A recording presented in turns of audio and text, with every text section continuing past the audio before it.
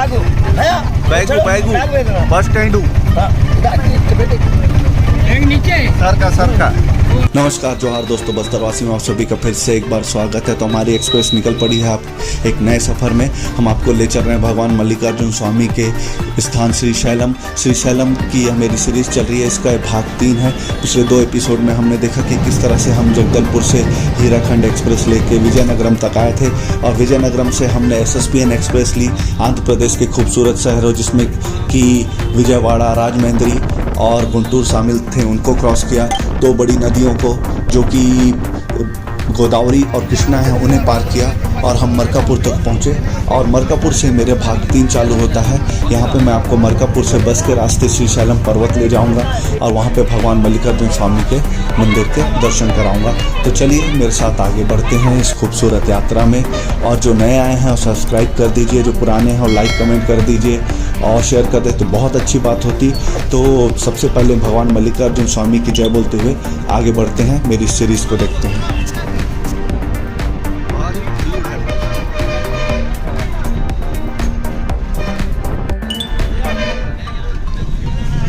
दोस्तों, अगर आप रेल के द्वारा श्रीशैलम आते हैं तो आपको सबसे पास का रेलवे स्टेशन पड़ता है मरकापुर। अरे महत्वपूर्ण माइलस्टोन है हमारी इस यात्रा का। तो मरकापुर में हमारी ट्रेन हमको लगभग 2 बजे लगभग 1.5 घंटे की देरी से छोड़ी और हम मरकापुर से अब बस स्टैंड जाएंगे और बस स्टैंड से वहाँ से हम बस लेकर श्रीशैलम पर्वत की ओर प्रस्थान करेंगे। तो दोस्तों, मरकापुर एक प्रकाशम जिले का एक भाग है और यह लगभग 1 लाख से ज़्यादा आबादी वाला एक नगर है। ये सुव्यवस्थित रेल बस के द्वारा आंध्र प्रदेश और देश के सभी स्थानों से जुड़ा हुआ है। यहाँ का जो रेलवे स्टेशन है उसका कोड MRK है। लगभग 25 गाड़ियों का प्रतिदिन ठहराव यहाँ पे होता है। 2 ओरिजिनेट और टर्मिनेट होती हैं। तो चलिए हम बढ़ते हैं बस स्टैंड की ओर। मैं आपको बता दूं कि मरकापुर जो है एक महत्वपूर्ण मंदिर के लिए प्रसिद्ध है जिसे चिन्ना केशव स्वामी मंदिर कहा जाता है। और ये कृष्णदेव राय द्वारा जो विजयनगर साम्राज्य के महाराजा थे उनके द्वारा निर्मित है। आंध्र प्रदेश का महत्वपूर्ण पर्यटन स्थल है, ऐतिहासिक स्थल भी है। हालांकि हम इस जगह नहीं जा पाए क्योंकि उस समय हमको थोड़ा जानकारी नहीं थी इस जगह की। काफ़ी खूबसूरत जगह है। जब भी जाएँ मरकापुर में इस मंदिर के दर्शन आते या जाते टाइम ज़रूर करके जाइएगा। अगली बार जब भी जाऊँगा मैं इससे दर्शन करके जाऊँगा। मैं आपको बता दूँ अब हम नल्ला मल्ला पहाड़ियों के ऊपर चढ़ चुके हैं और काफ़ी खूबसूरत दृश्य शामिल हो गए हैं, हमारी इस यात्रा के साक्षी बन रहे हैं। तो चलिए इन दृश्यों को देखते हुए हम भगवान श्रीशैल के पर्वत की ओर जाते हैं, भगवान मल्लिकार्जुन की ओर आगे बढ़ते हैं।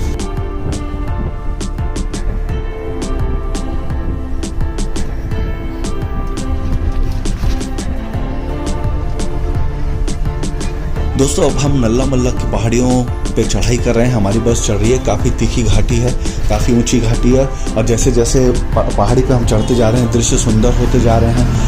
हवाएं जो है ठंडी होते जा रही हैं, मनोहारी मौसम होता जा रहा है। पूरा हमारे प्लान के अनुकूल हो रहा है। जो हमने सोचा था उससे ज़्यादा अच्छा हो रहा है। तो चलिए आगे बढ़ते हैं। मैं आपको बता दूं जो नल्ला मल्ला पहाड़ियाँ हैं ये कोरोमंडल तट के सदृश लंबी 140 किलोमीटर लंबाई में फैली हुई हैं जो कि कृष्णा और पेन्ना नदियों के मध्य स्थित हैं। और बता दूं कि यह पहाड़ियाँ जो हैं ये आंध्र प्रदेश की सबसे ज़्यादा वन और जैव विविधता वाले क्षेत्र निर्मित करती हैं। यहाँ कई सारे नेशनल पार्क भी हैं। इसका सबसे ऊंचा शिखर है उसे भैरानी कोंडा कहा जाता है, जो मैं आपको आगे दिखाऊंगा, जिसे कि सामान्य बोलचाल की भाषा में शिखरेश्वरम कहा जाता है।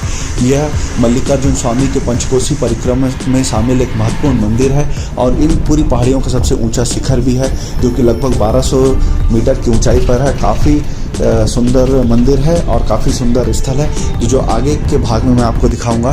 तो चलिए अब अपनी यात्रा को कंटिन्यू करके मल्लिकार्जुन स्वामी की ओर बढ़ते हैं। दोस्तों, आप जो सामने देख रहे हैं भगवान मल्लिकार्जुन स्वामी के सुंदर द्वितीय ज्योतिर्लिंग का यह श्री गोपुरम है और यह काफ़ी पीसफुल माहौल है, काफ़ी शांतिपूर्ण माहौल है। हर तरफ शिवध्वनि गुंजायमान हो रही है।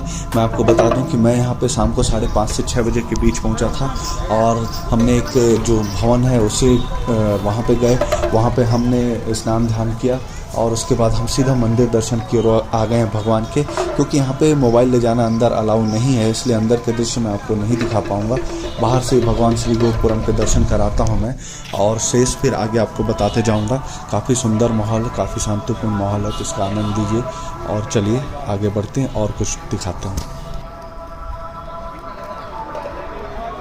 नेपाल से आए। जी। नेपाल से हम आए हुए 10 महीना हो गया।